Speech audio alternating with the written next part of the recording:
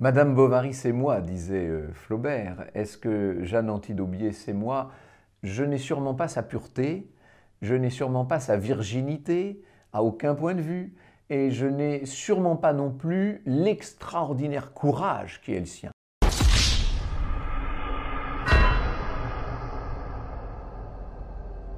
Je fais depuis de nombreuses années des émissions de radio et de télévision sur l'histoire. Je raconte l'histoire en fait. Je suis d'abord et avant tout un conteur, un passeur d'histoire, comme l'avait dit un de vos confrères il y a quelques années. J'avais bien aimé cette expression.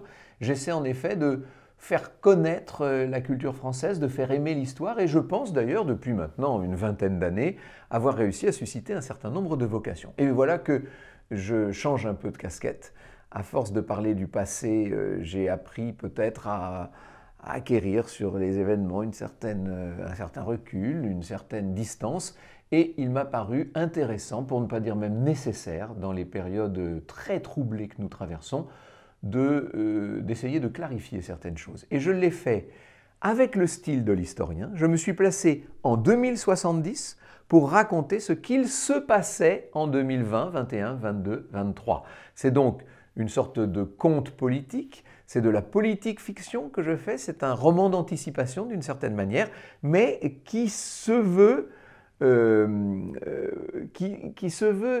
bénéficiaire de tout le recul, de toute la profondeur du temps. J'aime cette idée que c'est depuis une France qui s'en est sortie, une France prospère et heureuse en 2070 que ma narratrice, puisque c'est une narratrice, elle s'appelle Anissa Ataïssa, elle écrit en 2070 pour raconter ce qu'elle a vécu en 2022-2023. Ça s'appelle l'année de Jeanne parce que ma petite héroïne, celle dont parle la narratrice, ma petite héroïne, s'appelle Jeanne. Alors en fait, elle s'appelle Jeanne Antide, mais tout le monde l'appelle Jeanne, d'abord parce que c'est plus simple, et puis parce que ça fait penser à l'autre Jeanne. Elle vient en quelque sorte, dans les années 2020, tenter de sauver la France comme l'autre Jeanne, la célèbre Jeanne, avait sauvé la France en 1429.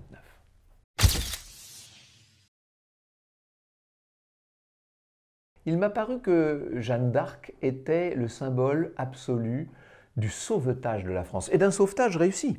Il ne faut pas oublier qu'après le honteux traité de 1420, ce traité de Troyes, au cours duquel la reine Isabeau de Bavière avait bradé la souveraineté française et l'avait vendue au roi d'Angleterre Henri V, on a connu des années extrêmement difficiles. Et dans les années 1427-1428, les membres du Conseil eux-mêmes, je pense à Regnault de Chartres, je pense à la Trimouille bien entendu, les membres du Conseil eux-mêmes se sont mis en retrait et ont admis l'idée que la souveraineté française allait disparaître.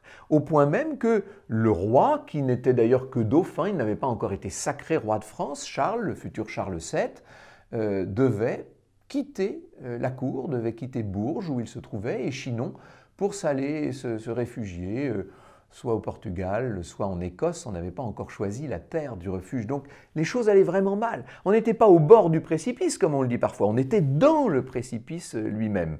Et à ce moment-là, survient des Marches de Lorraine, cette jeune fille dont la légende dit qu'elle était une petite bergère, est-ce que c'est vrai ou pas, je ne veux pas entrer du tout là-dedans, mais qui en tout cas, par ce qu'elle représente, par la pureté de ses visions et surtout par le caractère lumineux de son propos, car elle est capable de river son clou à n'importe quel interlocuteur, si élevé soit-il dans la hiérarchie, cette jeune fille va permettre de réunir toutes les forces encore valides pour sauver ce qui restait de la France et pour amorcer la reconquête qui sera celle du règne de Charles VII.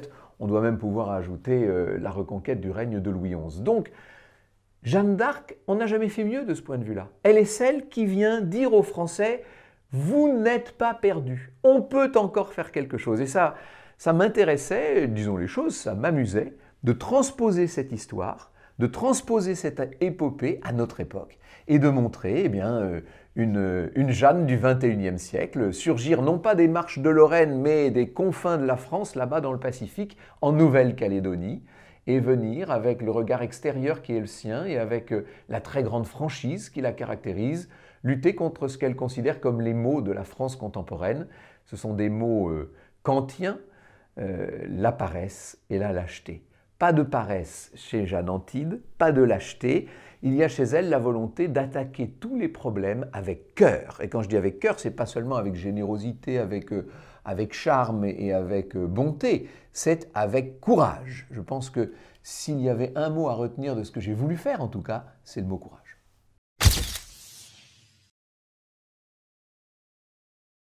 Au départ, ça va paraître un peu bizarre, mais au départ, je devais faire un livre d'histoire, un de plus, qui était romancé, mais qui devait raconter la relation extraordinaire entre Pierre Corneille, le grand dramaturge, et son frère Thomas, qui était d'ailleurs un non moins grand dramaturge.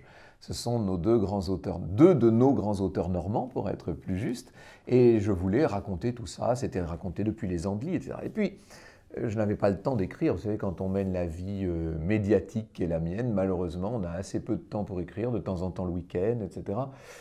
Et là arrive le confinement.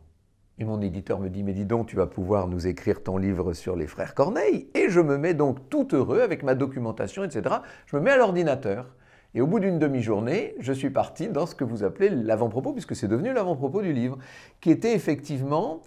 Au départ, je ne savais pas d'où ça viendrait ni ce que ça ferait, mais je voulais écrire, peut-être pour l'envoyer à la presse d'ailleurs, je me disais peut-être que ce serait publié par quelqu'un, je voulais écrire une sorte de diagnostic, de radiographie de la France de 2020, mais vue depuis une période future. Je voulais avoir un recul de 50 ans, faire comme si dans 50 ans, un historien se penchait avec surprise et consternation sur tous nos maux d'aujourd'hui.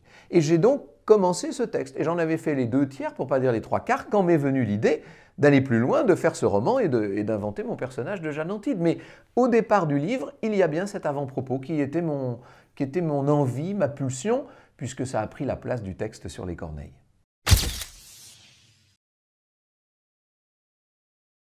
La communication, et je suis bien placé pour le savoir, ça fait 20 ans que je vis au milieu de plusieurs rédactions parisiennes, je sais comment ça se passe, je connais tout ça, j'allais dire hélas par cœur, et même, en même temps je ne crache pas dans la soupe, hein, puisque ce milieu m'a permis de me faire connaître et de m'épanouir, mais la communication est devenue absolument décisive depuis longtemps déjà. Rappelez-vous la campagne présidentielle de 1965 et ce que l'on reprochait à Jean Le Canuet avec ses belles dents blanches. On disait d'ailleurs qu'il essayait d'être le Kennedy à la française. Tout ça nous vient des États-Unis, bien sûr. La communication a pris le pas peu à peu sur la décision et tous ces grands hommes politiques que nous admirons, les Richelieu, les Clémenceau ou plus près de nous, Churchill et De Gaulle, puisqu'on les met à toutes les sauces et qu'on en parle constamment, ne pourraient plus aujourd'hui gouverner comme ils l'ont fait. Surtout, je pense à Churchill, qui était bougon, mal embouché, qui envoyait constamment promener les gens, qui pouvait rester 3 jours sans que son cabinet puisse lui adresser la parole, etc., qui pouvait rester 15 jours avant de réagir officiellement à un événement. Comment voulez-vous? Il ne pourrait plus aujourd'hui. Tous ces gens-là étaient des hommes de caractère, et des femmes aussi, car il y en a eu de brillants dans l'histoire, il y a eu des femmes extraordinaires parmi ces grands hommes d'État, si l'on peut dire, ces grandes femmes d'État. C'était des gens qui avaient un caractère énorme, qui avaient une vision et qui essayaient, dans la mesure du possible, de faire avancer leur pays dans le sens de leur vision. Aujourd'hui, ça n'est plus ça du tout. Aujourd'hui, il faut faire le moins de scandales possible, il faut plaire au plus grand nombre de personnes, il faut analyser les différentes tranches de l'opinion et tenir le discours qui va séduire le plus grand nombre pour être le mieux placé dans les élections à venir. On est dans un exercice de communication hyper lisse, hyper propre, bien organisé. Alors, de temps en temps, il y a des ratés. Évidemment, quand vous avez Sibeth Ndiaye, il a fait rire un peu les gens parce qu'elle est un peu à côté de la plaque. Mais peu importe, globalement, tout le monde communique du matin au soir. Et ceux qui deviennent aujourd'hui les gouvernants sont ceux qui sont les mieux placés dans le monde et dans le domaine de la communication. L'actuel président de la République est de ce point de vue-là un modèle extraordinaire. Il est fabriqué, c'est un produit intégral de communication. Il sait faire, il sait parler aux gens. Alors, avec là où lui aussi de gros ratés, mais en tout cas, il maîtrise parfaitement la communication, il sait travailler sur l'émotion, il est devenu président de la République par la grâce d'une très grande capacité à séduire les foules et surtout à emballer les médias, à commencer par la télévision, qui reste, qu'on le veuille ou non pour l'instant, le média principal. C'est en train de changer là progressivement, mais la télé reste néanmoins l'essentiel. Quand je parle de la télé, il faut tenir compte bien sûr des chaînes d'infos en continu, qui, vous l'aurez compris, ne sont pas toujours mes grandes amies. Alors, il y en a que j'aime bien d'ailleurs. Je pense qu'une chaîne d'infos en continu peut être quelque chose de merveilleux quand on organise des débats, quand on fait de l'édito, quand on donne la parole à des gens qui ont des points de vue et qui peuvent développer des arguments. S'il s'agit de ressasser du matin au soir un élément de l'actualité qu'on a tiré du reste et dont on essaie de faire une mayonnaise qu'il faut constamment faire monter, là je crois que c'est très dangereux. Et nous en avons un exemple magnifique dans ce qui est en train de se passer en ce moment. Regardez comment quelques chaînes d'infos en continu, non seulement en France, mais dans le monde occidental, combien ces chaînes d'infos ont réussi à créer ce qu'on peut appeler une fièvre obsidionale, c'est-à-dire une espèce de concentration, de focalisation de l'opinion publique entière sur un, je n'irais pas dire un épiphénomène, parce que cette pandémie est un phénomène important, mais c'est un phénomène important parmi d'autres, qu'on a très exagérément fait monter, comme on ferait monter des œufs à la neige, et qui maintenant occupe les 3/4 des titres de ces chaînes d'infos, ce qui est complètement fou et qui évidemment a un effet sur l'opinion. C'est-à-dire que les gens ne pensent plus qu'à ça, les gens déterminent leur comportement, leur activité, même leur avenir en fonction de ça, avec les conséquences effroyables que l'on connaît, parce que les gouvernants sont obligés de courir après ces gens. Et puis comme vous avez sur les plateaux maintenant des scientifiques qui sont devenus des professionnels de la parole, eh bien les gouvernants ont tendance à faire de plus en plus appel à des experts, d'où le fameux conseil scientifique. Et on se retrouve avec des médecins qui gouvernent un pays à la place de ceux qui sont censés le faire et qui eux-mêmes sont devenus des super communicants. Où va-t-on dans le mur ?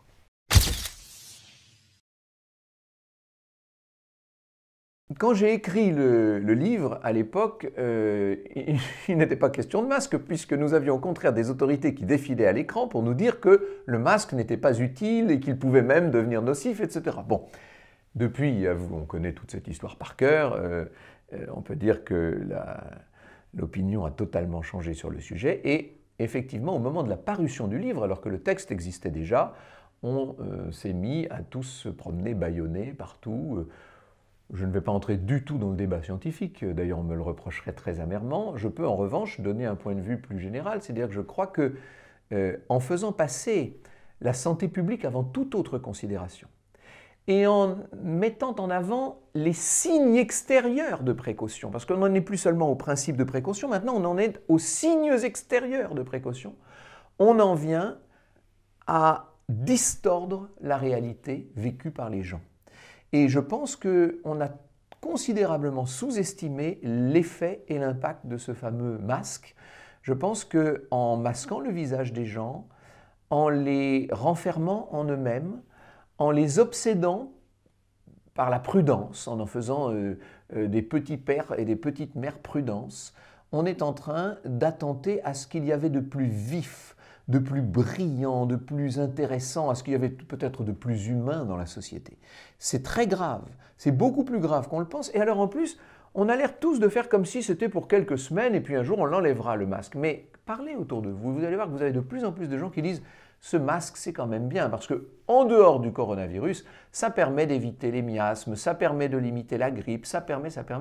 Je crois que nombreux seront ceux qui, bien après le coronavirus, bien après la Covid-19, voudront conserver le masque et voudront, de cette manière-là, s'isoler un petit peu plus dans ces petites bulles désagrégées qui voudraient constituer une société et qui malheureusement ne peuvent plus la former.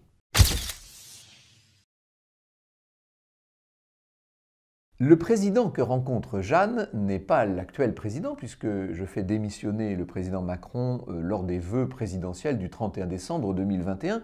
C'est son successeur qui se trouve être un président qu'on pourrait appeler souverainiste avec de grands guillemets. C'est un président qui a réussi à réunir les souverainistes de droite, de gauche, bref, tous les eurosceptiques, et qui, d'une courte tête, est passé devant la coalition des écolos progressistes qui était l'alternative. En effet, La République en marche a été balayée par l'échec de l'actuel président, dans mon roman, hein, et la candidate que j'appelle patriote et populaire, c'est comme ça qu'elle s'appelle elle-même, bon, on aura reconnu évidemment la candidate du Rassemblement national, s'est disqualifiée toute seule en faisant dans le roman, en faisant une déclaration que les médias ont montée en épingle. Donc on se retrouve avec une coalition écolo-progressiste face à une coalition qu'on pourrait appeler souverainiste.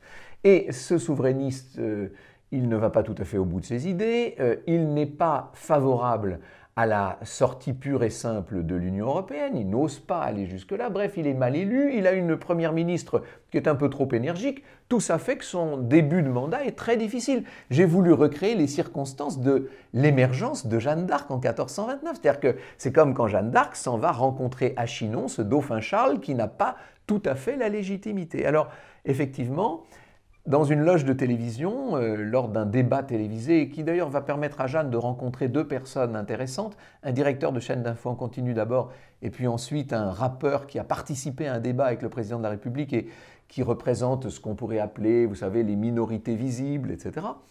Au cours de après ce débat, dans une loge de télévision, Jeanne s'isole un moment. C'est ce qui s'est passé avec Jeanne d'Arc qui s'éloigne dans une embrasure de fenêtre avec le dauphin Charles et qui va lui faire cette révélation extraordinaire que quelques siècles plus tard, personne ne connaît encore.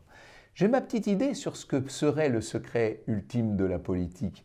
Et d'ailleurs, pour tout vous dire, il y a dans le livre des phrases qui, à mon avis, le révèlent, mais à mi-mot, ou même, pour être encore plus juste, à mots couverts. Je pense que si l'on ne sait pas quel secret Jeanne d'Arc a révélé à Charles VII en 1429, il n'est pas très bon qu'on sache quel secret Jeanne Antide révèle au nouveau président en 2022. Disons que la réponse doit tourner autour du caractère.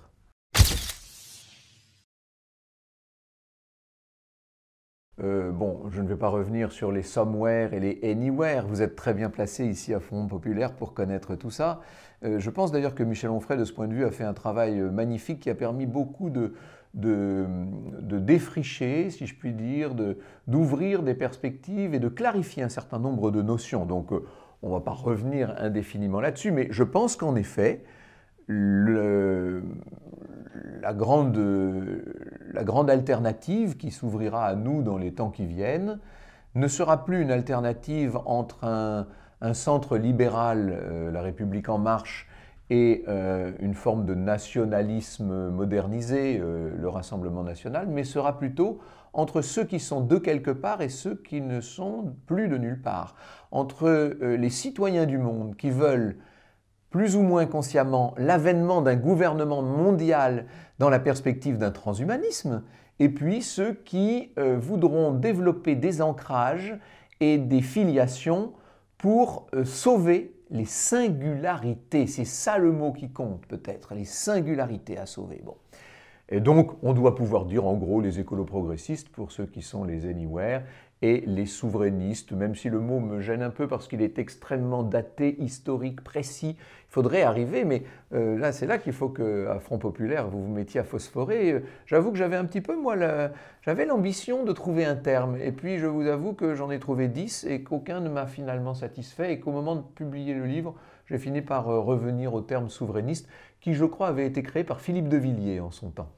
Peu importe, ce que je veux dire en parlant de souverainisme, c'est que la question de la souveraineté du peuple, est-ce que oui ou non le peuple décide? Est-ce que oui ou non le peuple est maître de ses décisions? Voilà, c'est ça la vraie question. Et ceux qui mettent cette question avant toutes les autres, et on pourrait élire comme sainte patronne dans ce registre peut-être Marie-France Garot, qui a très bien dit les choses avec une clarté qui la caractérise. Il faut vous dire, c'est peut-être du chauvinisme, je suis né dans la même rue que Marie-France Garot à Poitiers, donc ça crée des liens peut-être transgénérationnels. Toujours est-il que ceux qui mettront cette question de l'indépendance du pays et de la souveraineté du peuple avant toute autre question devraient un jour arriver à se réunir au-delà des anciens clivages droite-gauche qui, eux, tels qu'ils étaient en tout cas, à mon avis, n'ont plus vraiment de raison d'être.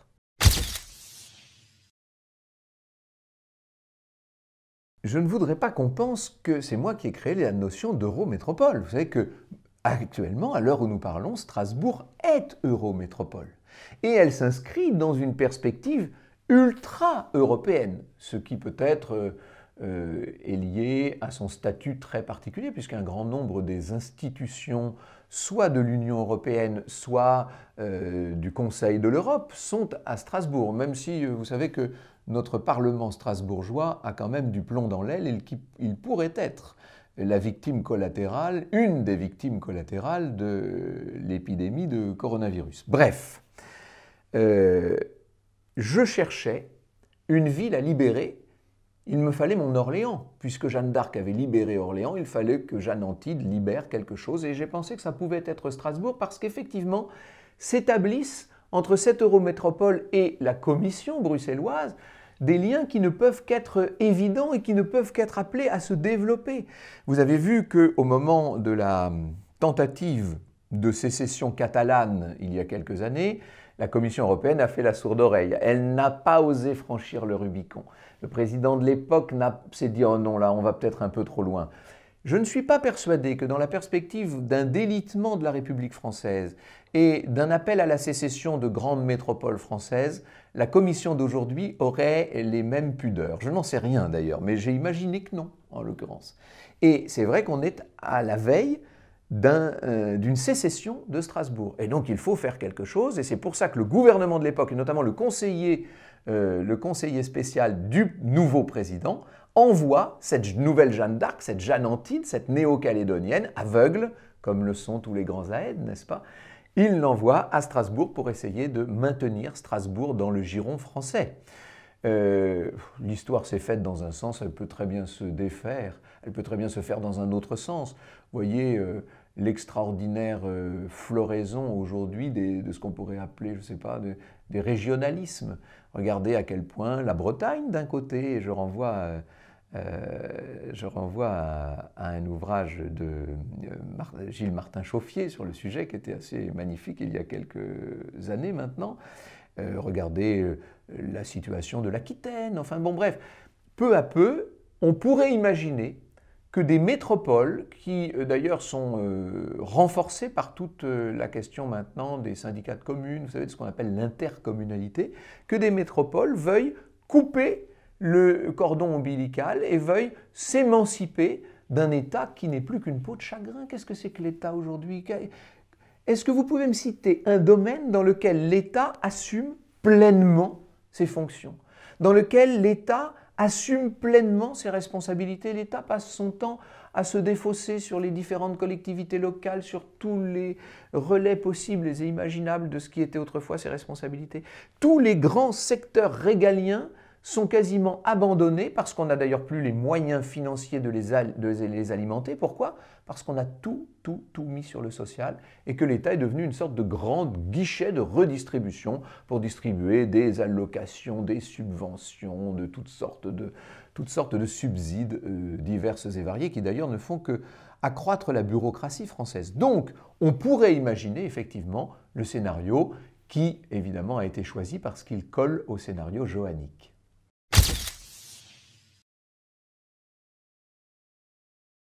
Madame Bovary, c'est moi, disait Flaubert. Est-ce que Jeanne Antide Aubier, c'est moi? Je n'ai sûrement pas sa pureté, je n'ai sûrement pas sa virginité, à aucun point de vue, et je n'ai sûrement pas non plus l'extraordinaire courage qui est le sien. J'essaie d'avoir un petit peu de cœur, un petit peu de courage. La preuve, j'ai écrit ce livre, mais elle va très loin. Elle va intégralement se brûler, se consumer dans cette affaire, comme l'a fait sa grande devancière, évidemment. Et on peut dire que Jeanne Antide Aubier est en quelque sorte le bouc émissaire de notre époque dans le livre. J'espère bien, moi, n'allez pas jusque-là, enfin je n'en sais rien, peut-être que c'est le sort qu'on me réserve. Le mieux dans ce genre de circonstances, c'est de ne pas le savoir. C'est vrai que je me suis mis en scène, je me suis amusé, c'est un tout petit clin d'œil, une toute petite mise en abîme lors de la soirée référendaire au Mont-Saint-Michel. Ce n'est pas un hasard, là encore, bien sûr. Au Mont-Saint-Michel, je fais partie des invités du nouveau président de la République. Je rencontre Jeanne et je lui dis « Ah, chère Jeanne, merci parce que vous dites tout ce que j'aurais toujours rêvé de dire, mais vous savez, quand on fait de l'histoire dans les médias, on n'est pas tout à fait libre de sa parole. » Autant dire que le Franck Ferrand du roman est un tout petit peu moins libre que le Franck Ferrand de la réalité, comme vous pouvez le constater.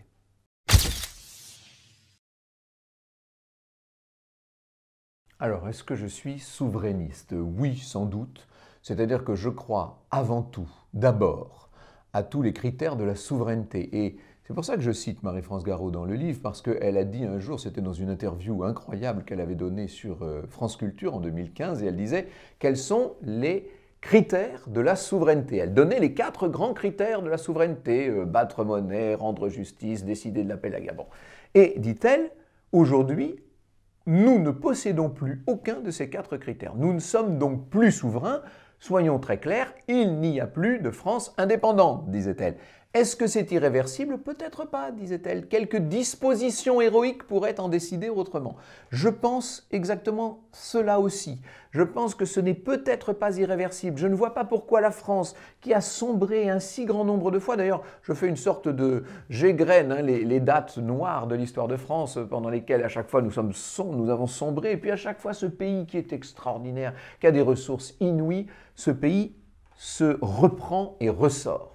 La grande question que vous me posez, c'est de savoir si il faut mettre un terme à notre participation à l'Union européenne. Oui, j'en suis convaincu. Ce livre met en scène le Frexit, non pas pour sortir de l'Europe, ça je voudrais qu'on le comprenne très bien. Moi je suis un européiste convaincu, j'étais membre du Cercle Europe quand j'étais à Sciences Po et pendant des années je me promenais avec le petit drapeau européen, vous savez, donc quand même qu'on n'aille pas me faire ce procès-là. J'aime l'Europe, je passe ma vie dans toutes les capitales d'Europe, j'y suis peut-être parfois même plus souvent qu'en France. J'aime l'Europe, j'aime tout ce que représente l'Europe, j'aime sa culture, j'aime les fondements même de cette civilisation extraordinaire. Je voudrais simplement qu'on fasse une vraie Europe, une Europe qui se serre les coudes, une Europe avec une stratégie industrielle, une Europe avec des vraies coopérations qui aboutissent, qui donnent à l'Europe justement les moyens d'être au niveau de ce grand marché, de cette grande histoire. Mais tout ça, ce ne sera pas l'Union européenne, ce ne sera pas cette espèce de truc technocratique complètement étouffant qui, au contraire, nous empêche de mener des politiques. Il faut maintenir les souverainetés nationales et les faire coopérer en petit nombre, une Europe à 6, à 8, très soudée, très efficace, qui resterait nationalement souveraine et qui deviendrait une Europe qui ferait peur peut-être aux États-Unis, à la Chine et aux autres. Mais là, on en est très loin. Actuellement, nous sommes une espèce de grand ventre mou dont tout le monde fait ce qu'il veut avec cette Union européenne qui nous étouffe. Donc, sortir de l'Union européenne pour recréer aussitôt et même en même temps une vraie grande Europe et pour redonner à la France toutes ses chances, oui, bien sûr que c'est ce à quoi je crois.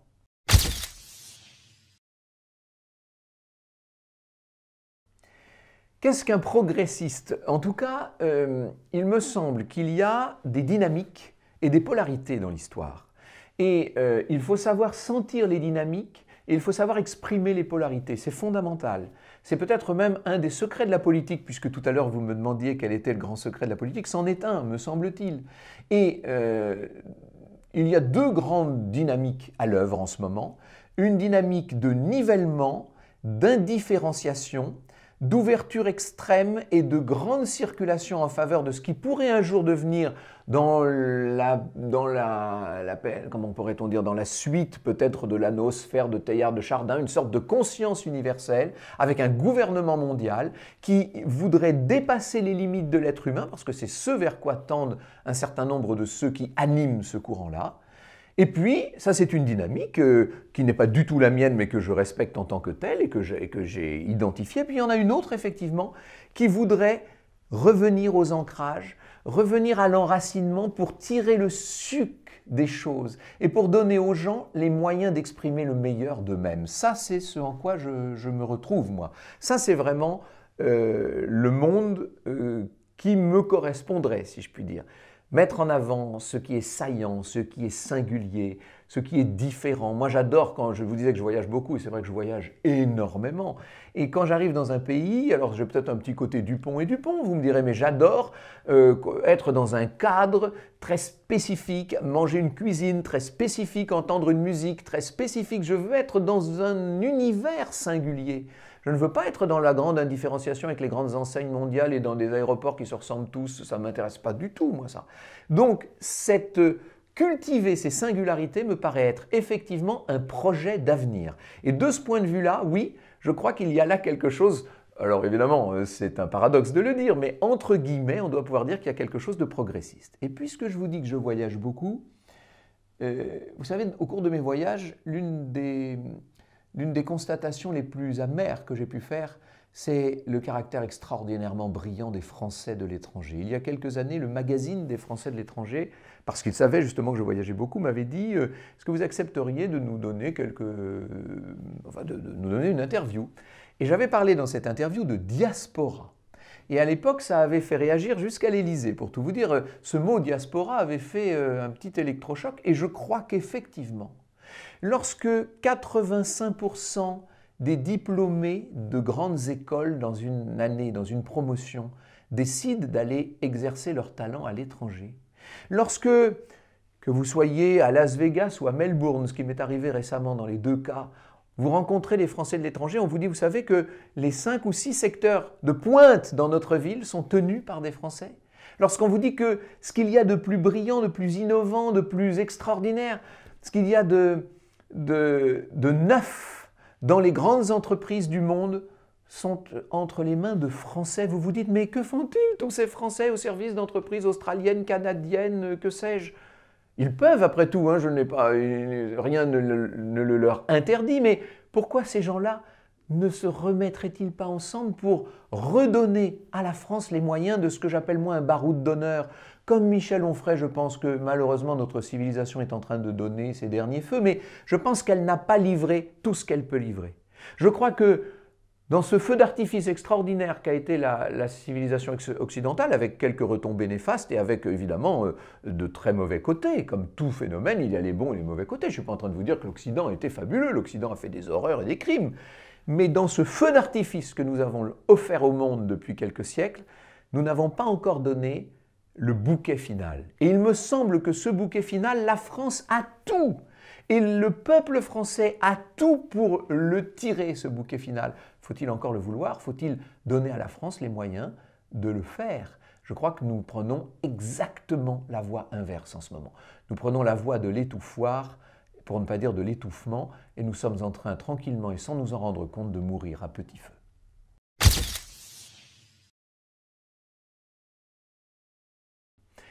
Mon héroïne est ce qu'on n'a plus le droit d'appeler une Française de souche, même si elle est née, elle, en Nouvelle-Calédonie, de parents qui sont ce qu'on appelle des oreilles, c'est-à-dire des Européens qui se sont installés de fraîche date dans l'île calédonienne. Ce serait intéressant d'ailleurs, vous aurez remarqué que je n'ai pas choisi la Nouvelle-Calédonie par hasard.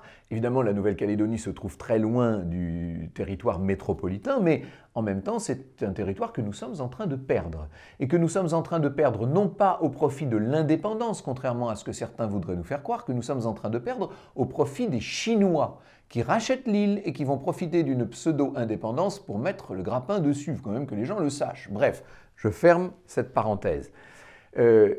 Il se trouve que mon héroïne n'a que des ancêtres français. C'est mon cas, c'est pour ça que je me suis amusé à dire ça. Il se trouve qu'on a fait récemment ma généalogie. C'est un auditeur qui très gentiment s'est collé à cette affaire. Moi, je n'avais jamais fait ma généalogie et il m'a découvert 300 et quelques ancêtres. Et sur ces 300, il n'y en a pas un seul qui soit étranger. Si l'on prend en tout cas les frontières de la France telles qu'elles sont aujourd'hui. Bon. Je n'en tire aucune fierté en tant que telle. Simplement, ces ancêtres, je sais d'où ils viennent.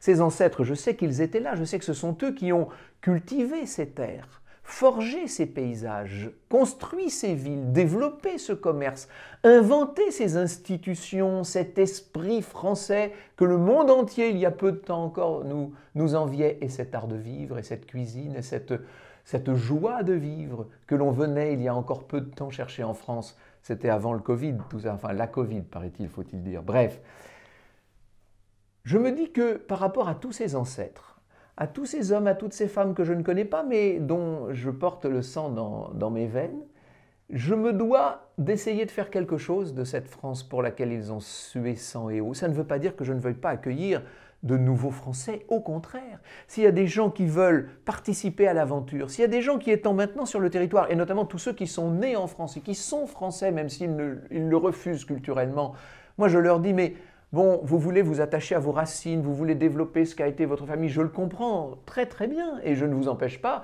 d'admirer la culture de votre pays d'origine. Au contraire, c'est très bien. Mais essayez aussi de faire vôtre la culture de votre pays d'accueil, car maintenant c'est votre pays. Vos enfants, vos petits-enfants, vos arrière-petits-enfants, ils seront français. Développons cette France. Redonnons à cette France tout le lustre que le monde entier admirait tant. Et je le fais peut-être par fidélité au travail de mes ancêtres, mais je le fais aussi en toute sincérité par volonté de recréer un tissu, un lien. Je voudrais que de nouveau nous soyons tous ensemble et non pas la petite communauté de l'un contre la petite communauté de l'autre. S'il y a bien une chose que je n'aime pas, moi, c'est les communautés.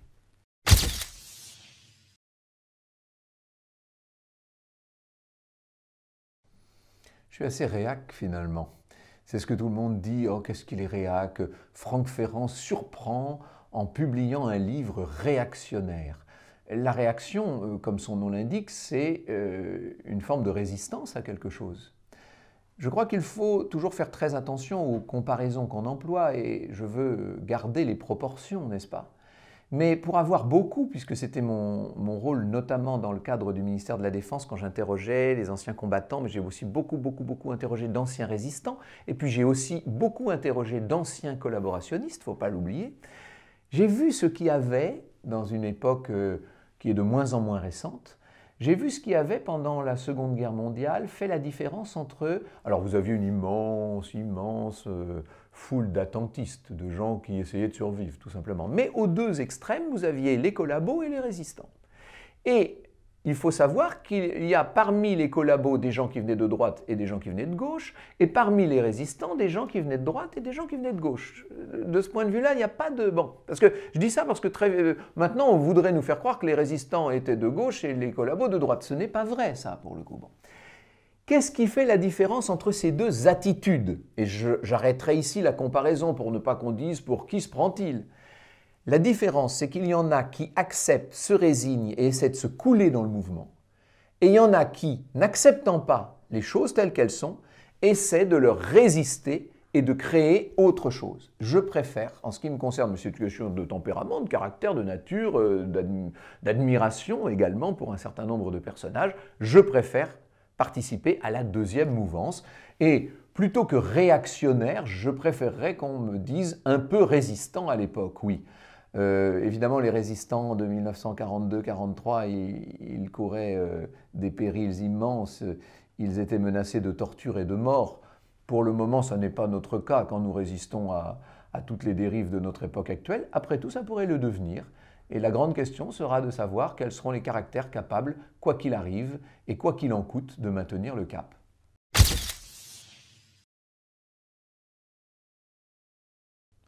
Ne pas mentir, ne pas se mentir. J'ai extrait cette injonction d'un article que mon ami François-Xavier Bellamy avait écrit sur le film de Terrence Malick, Une vie cachée. Magnifique film et magnifique article d'ailleurs. Et ce que disait François-Xavier dans cet article, c'est que nous vivons à une époque où il est plus facile de regarder ailleurs, de ne pas nommer les choses, de ne pas accepter les réalités, et que finalement réussir en matière de politique, disait-il, puisque c'était son sujet, et puis que c'était son sujet à tout point de vue, réussir, ça n'est pas si compliqué que ça. Ce qui est très difficile, c'est de ne pas mentir et surtout de ne pas se mentir. Je pense qu'il faut être honnête avec soi-même et il faut être honnête aussi avec les autres. Vous savez, moi, il m'arrive assez régulièrement, depuis de nombreuses années, de me trouver sur des plateaux de télé ou invité dans des émissions de radio, au milieu de gens qui expriment leur opinion. Moi, on ne me demande pas mon opinion puisque je suis l'historien de service et la seule chose que fait de temps en temps l'animateur, c'est me dire « Et c'était comme ça du temps de Saint-Louis » ou « Expliquez-nous avec Louis XIV ». J'ai envie de dire « Est-ce que ma réflexion s'arrête à Saint-Louis et à Louis XIV » J'ai quand même, me semble-t-il, alors que je m'intéresse de très près à la vie politique depuis 35 ans, quand je dis de très près, c'est de façon même passionnée, il me semble pouvoir émettre un certain nombre d'opinions qui, certes, s'éclairent à la lueur de l'histoire. Et c'est vrai que ma formation d'historien, et c'est vrai que ma pratique quotidienne de l'histoire me donne sans doute une perspective et un recul particulier. Eh bien, profitons-en. Il faut que je sois honnête avec moi-même, que je dise ce que je pense. Il faut que je sois honnête avec ceux qui m'écoutent, qu'ils sachent aussi peut-être ce que je pense.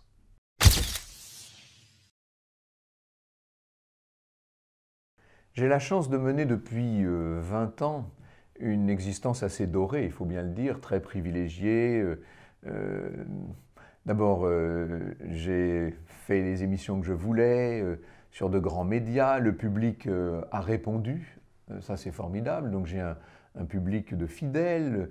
Depuis que je me suis lancé dans le théâtre, si on peut dire, en tout cas dans le seul en scène, je rencontre maintenant des foules qui sont là, qui m'attendent, qui viennent plusieurs fois au spectacle. Enfin bon, c'est merveilleux et je pourrais très bien, pour moi, alors vraiment ce serait très facile, m'occuper tranquillement de ma petite vie, de mes petites collections, de mes week-ends sympathiques avec des amis merveilleux. Tout va bien, honnêtement. Mais c'est quand même assez lâche, ça. Vous savez, c'est la fameuse phrase, il faut pouvoir se regarder dans la glace, mais c'est vrai quand même. C'est-à-dire qu'au bout d'un moment, vous menez votre existence privilégiée, un peu dorée, dans un cadre idéal, et vous vous dites, mais je ne suis d'accord quasiment avec aucune des grandes décisions qui sont prises. Je suis révulsé par le tour que prennent les choses. Je n'ai plus rien à voir avec ce monde qui est en train de se construire et je vais continuer, parce que les circonstances m'autorisent à le faire, je vais continuer à mener ma petite vie tranquille. Si j'étais chargé de famille, s'il fallait que je nourrisse des enfants ou que j'ai des pensions alimentaires à verser, peut-être que je serais obligé de faire avec et de courber les chines. Il se trouve que moi, je peux très bien vivre avec une boîte de sardines à l'huile et du pain s'il fallait vraiment, puisque je suis responsable de moi-même, point final. Donc, si moi, avec les moyens qui me sont donnés et avec le peu de responsabilités privées que j'exerce, je ne suis même pas capable d'exprimer mon opinion, alors ça veut dire que nous sommes déjà tous morts et enterrés. Il me semblait que la moindre des petites choses que je pouvais faire, le moindre des renvois d'ascenseur, si je puis dire, la vie m'a beaucoup donné, ben il faut aussi que je donne un peu, et ce que je peux donner, c'est, me semble-t-il, une certaine lucidité et une certaine franchise sur les choses et sur les événements. Si je peux aider quelques-uns à ouvrir les yeux, si je peux réveiller quelques personnes, même si elles ne sont qu'une douzaine, j'ai l'impression que je n'aurai pas perdu mon temps. Et moi, le jour où je viendrai à rendre l'âme, je ne sais pas, ce sera peut-être demain ou ce sera peut-être dans 30 ans, mais ce jour-là, je ne me dirai pas, eh bien voilà, je savais, je n'ai rien dit et maintenant nous en sommes là. Je savais, nous en serons peut-être au même point, mais en tout cas, j'aurais dit ce que je pensais, j'aurais averti les gens. J'ai vu qu'il y avait le feu, j'ai crié au feu. Après, ceux qui veulent regarder ailleurs, c'est leur responsabilité.